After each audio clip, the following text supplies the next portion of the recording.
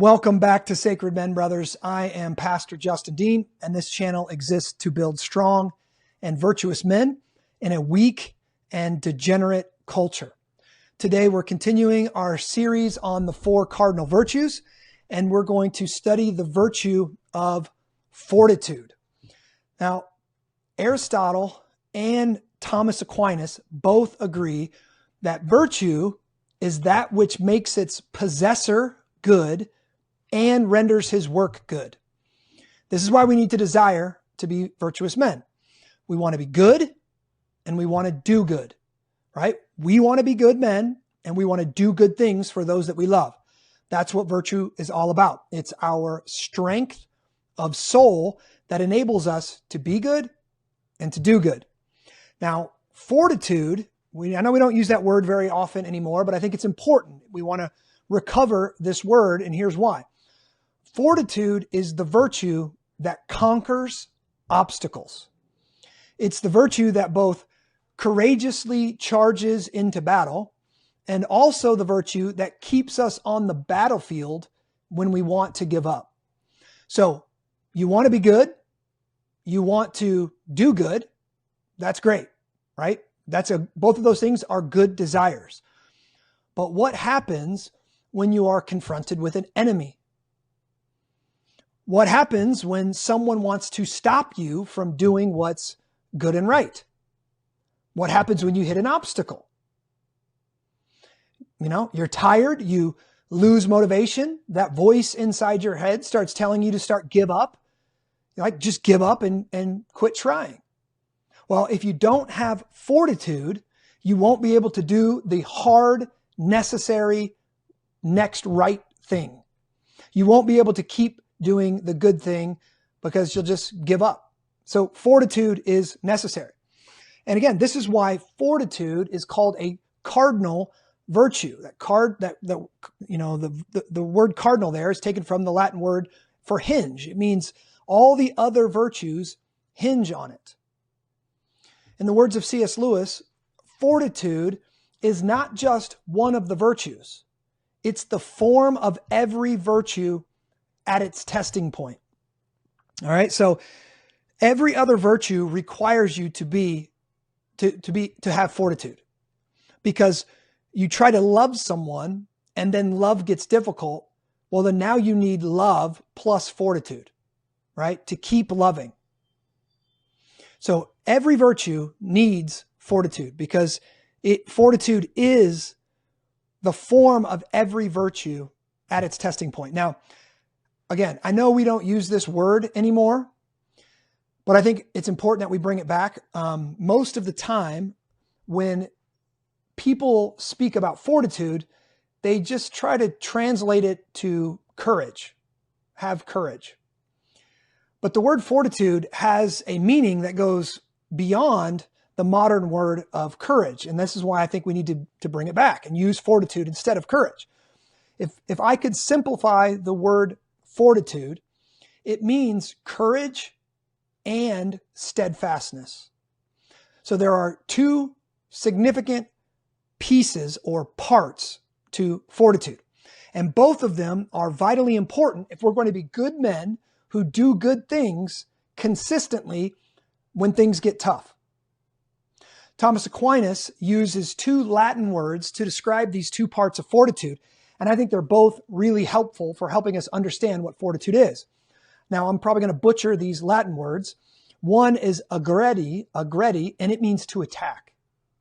First off, I like that. Fortitude, one part, aggredi, means to attack. This is the courage to charge the hill, right? When the bugle sounds. This is to go on the attack. When it's time to rush into battle, you rush into battle. Think of David running towards Goliath, right? Sling in hand. That's fortitude. And then the second Latin word is sustenere, and it means to endure. The steadfastness to stand when the hill charges back, right? Think of Ephesians 6 here. Finally, be strong in the Lord and in the strength of his might. Put on the whole armor of God that you may be able to stand against the schemes of the devil. So one has got a forward pressure, an attack mode, and the next, when the battle starts coming back and things get difficult and you're hitting obstacles, now I need the ability to stand fast, right? To be steadfast here and to stand and not retreat. So to simplify, the virtue of fortitude, let's say it has two parts. Courage, right? This is going on the attack, and steadfastness, the ability to stand amongst pressure. Let's take a look at each of them and talk about how we can become courageous and steadfast men of virtue. First one, courage. Probably the easiest one to see, to understand, but it's really lacking in today's culture. Thomas Aquinas, in his Summa Theologicae, he crowns fortitude as the virtue that, quote, strengthens the soul against the greatest dangers, especially death. Okay? Strengthens the soul against the greatest dangers, especially death. So what causes a fireman to rush into a burning building? That's courage, right? Everybody else is running out, and he would be a bad fireman if he's running out with everybody else, unless, of course, the situation calls for it. Now, when we're talking about courage, it's important for us to define here. We're not talking about the fake chest-thumping bravado that you see on social media. I'm talking about the kind of courage that Charlie Kirk showed by stepping into the hostile arena of liberal college campuses to look his opponents in the eyes and boldly declare the gospel of Jesus Christ and the uncomfortable truths that caused liberals to assassinate him. That's courage. In the words of the great American philosopher John Wayne, he said, "Courage is being scared to death and saddling up anyways." I love that quote. Courage is being scared to death and saddling up anyways. C.S. Lewis, in his Screwtape Letters, he has Screwtape complain that God, quote, wants men to be concerned with what they do. So God wants men to be concerned with what they do. Our business, the business of the devil, is to keep them thinking about what will happen to them. Lewis nails it here. See, the devil wants you paralyzed by the fear of the future. If I say this, even though it's true, if I say it, this might happen to me. If I do this, even though it's virtuous, I might lose my job. My wife might get upset with me. My neighbors might think I'm a bigot, right? He nails it. When the devil wants you to be paralyzed by fear of the future, God wants you to be faithful in the now. He wants you to have courage to do the right thing right now. Aristotle, in Book 3 of Nicomachean Ethics, he calls fortitude the mean between cowardice on the one hand and rashness on the other. Too little courage and you run from the battle. Too much and you become reckless. You get out ahead of your men and you're probably going to die quickly, right? He says the truly brave man, quote, faces fearful things as he ought, when he ought, and for the sake of the noble. Now, that's brilliant. The truly brave man faces fearful things. So he moves forward into fearful situations as he ought. So he's using prudence here. He's using wisdom. He's using even a sense of justice here. Some of the other virtues we've already talked about. When he ought, so prudence, right? Should I rush in? Should I hold back? What's the truly wise thing to do right now? And for the sake of the noble. So he's not doing this for likes. He's not doing this for pride. He's doing it for the noble. He's doing it for the good. This is the good thing to do, right? This is for either my good, my people's good, the common good. Think about that next time that you're tempted to ghost a hard conversation that you need to have, or you're tempted to just let your tongue loose in anger. Fortitude is the mean between running away and rushing headlong into foolishness, right? It's not about hiding. It's not about yelling and screaming and volume. It's about precision. It's about finding that mean, that golden mean there. Courage, again, is not the absence of fear. Many people think this, oh, you're courageous, man. Weren't you afraid to do that? Of course I was afraid to do that. Of course that man was afraid to do that. Courage is not the absence of fear, but the triumph over it, right? Learning to do something while you're scared, in the midst of your fear. Here's the reality. We cannot be good men if we let fear stop us from doing the right thing. Courage leads us to have the difficult conversation with our spouse, with our kids, or the brother in our community, because it's about the greater good. Courage leads us to take the risk and start the business, because it could lead to, financial blessing for my family. I could employ some more brothers. We could do good in our community. Courage starts the business. Courage leads us to stand up for the truth when everyone else is staying quiet or sitting down or they're opposed to it. Courage says it. The last 2 weeks when we talked about prudence and we talked about justice, each of them, basically they had three components where you would study the scriptures, you would do the research, and then you would make a judgment. And then the third one was, and then you do it. You execute it. If you're lacking courage, you'll never be able to execute on your prudence. You'll never be able to execute in the virtue of justice. Courage is what gets us to do it, to take the risk and to step out in faith. When you read the New Testament, one of the things you see from the men who had been with Jesus is courage. This is one of the fruits of being with Jesus. They took the gospel to the people and places that would eventually get them all killed or imprisoned. We need to rediscover the virtue of fortitude and become courageous men. Now, that's the first part of fortitude, courage, right? The ability to go on the attack. The second part of the virtue of fortitude is steadfastness, the ability to endure pain, suffering, and difficulties and keep on keeping on. Augustine writes in The City of God that fortitude is, quote, love readily bearing all things for the sake of the beloved object. Love is readily bearing all things for the sake of the beloved object. Hear that. Bearing all things. That's the steadfastness piece of this. Love is what fuels our fortitude. A man who loves his wife enough to stay and go through difficult seasons, right? When things get difficult, that's fortitude. A father who works the night shift so his kids can eat, right? That's fortitude. A pastor who continues to preach the whole counsel of the scriptures when the culture screams, tone it down or change subjects, that's fortitude. That's Augustine's love in action. It's loving something or someone so much you are willing to suffer for it. Love suffers. Love bears all things. Gregory the Great said this, the fortitude of the just man is to bear with the evils of this life and not to be overcome by them. Hear that? That's steadfastness. To bear with the evils of this life and not to be overcome by them. Right? You think about it. You're trying to do the right thing at work and you get reprimanded for it. What do? Do you give up? Do you quit? Do you complain? Or do you keep on doing the right thing? You are standing up for the truth and you get called a bigot. What do? Do you shut up? Do you back down? Or do you keep doing it?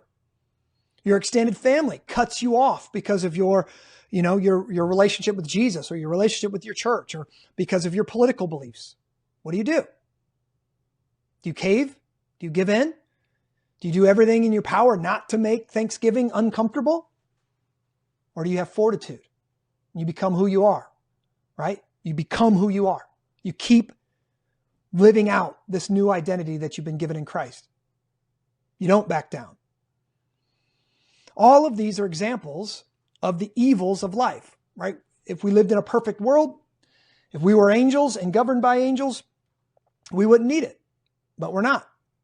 All of these evil, we're going to have obstacles in our way. We're going to have evil people. We're going to have wicked people. We're going to have bad situations. We're going to have unjust bosses and neighbors and government officials. And so when we're trying to do the right thing, we're going to meet resistance. Fortitude enables us to push through that resistance, right? And not give up. So the question with fortitude is, are you willing to suffer for God? Are you willing to suffer for the truth, for goodness? Are you willing to endure to be a steadfast man of faith? William Cardinal, in his book, The Christian Complete Armor, writes, and this quote I just loved, it says this: fortitude is the grace that keeps the soldier in the field when the battle is long and the pay is late. Fortitude is the grace that keeps the soldier in the field when the battle is long and the pay is late. It's one thing to charge the hill. It's another thing to have to fight 2 weeks straight, right? It's another thing to stay in the trench and to stay at your post and keep grinding when the battle is long. And then he adds, and the pay is late. So I'm not doing this just because I have a paycheck, right?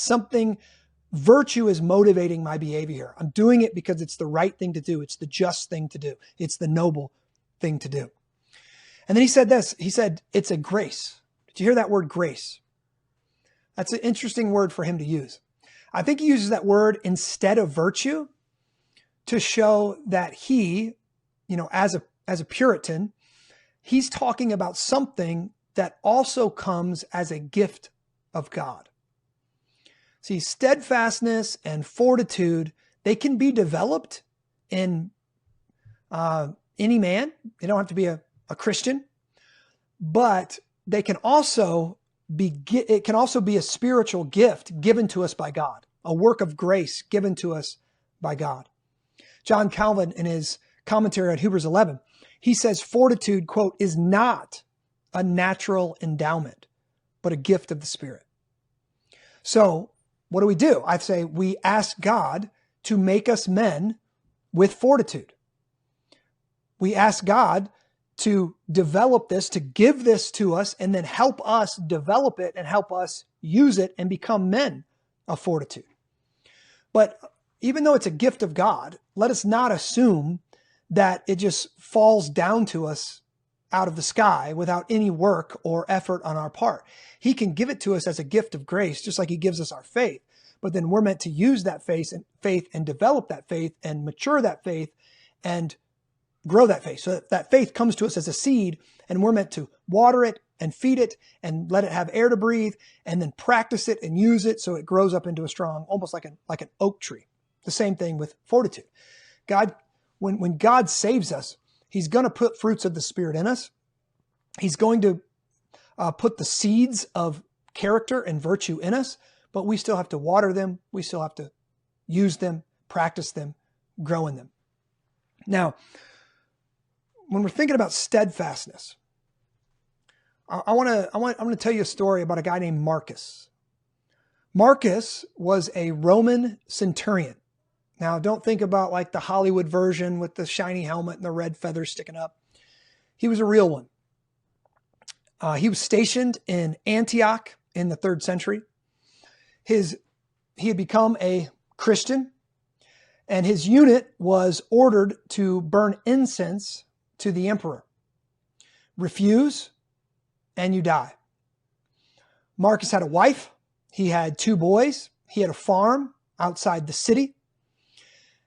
And for us today, we would think, okay, what's the big deal, man? Like burn some stinking incense. Burn some incense to the emperor and go home. Like, you could even cross your fingers when you do it. You could say, hey, I'm not really doing this in my heart. It's just an outward obedience. I have to do it because my boss is telling me to do it. So I'm going to do it. I'm going to go through the motions. No big deal. I'm going to go home. He could have pinched the incense. He could have muttered a prayer to the true God under his breath and gone home. But he didn't. Instead, he stood right there in the courtyard. He looked his commander in the eye and he said, I belong to Christ, right? Jesus Christ is Lord. Jesus Christ is my only master. What did they do? Well, they beat him with rods. He didn't curse. They tied him to the post. He refused to beg.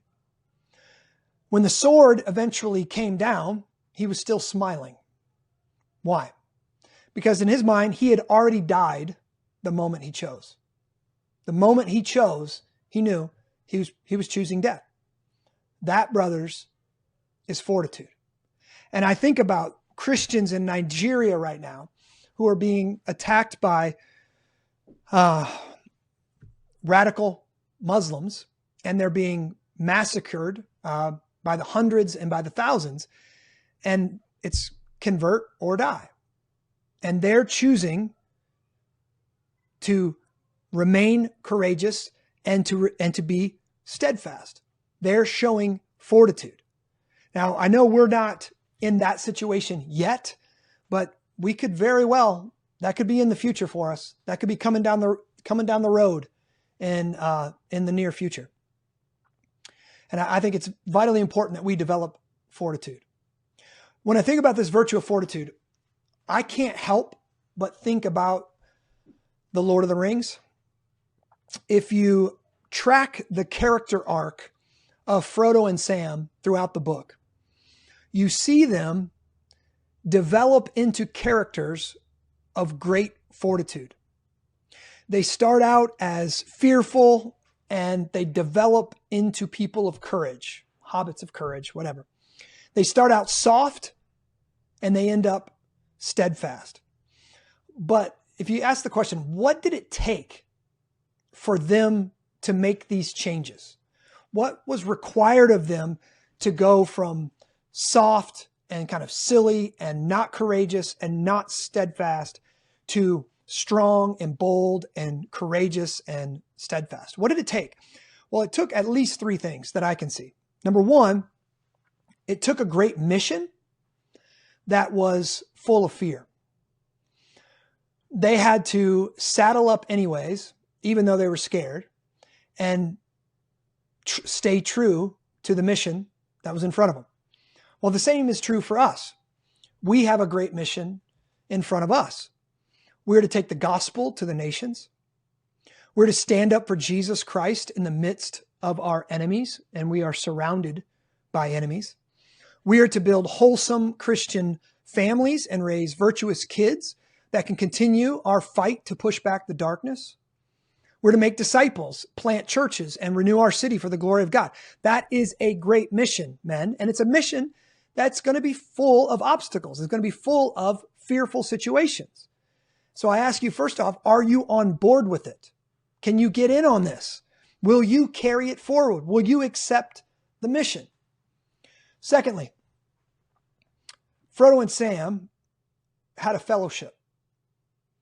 The mission would have never been a success if they didn't have a brotherhood who was on mission with them. Everyone doing their part. Everyone was needed at different points along that mission. Courage and developing fortitude is not a solo endeavor. Frodo and Sam learned how to be courageous partially by watching Aragorn, watching Gandalf, watching Legolas, watching Gimli, watching others. See, courage is contagious. We mimic what we admire. This is why I want Sacred City to be the most masculine church in the Quad Cities. We need a fellowship of men who love each other, who have each other's backs, no matter what, and encourage one another to develop this virtue of fortitude.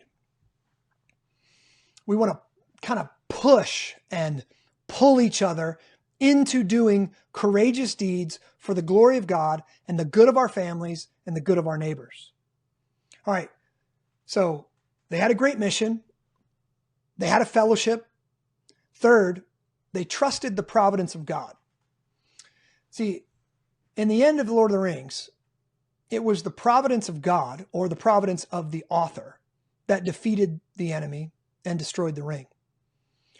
And Frodo and Sam acknowledged during the story, especially towards the end of the end of the second book and into the third book, that they could not see the end of the story.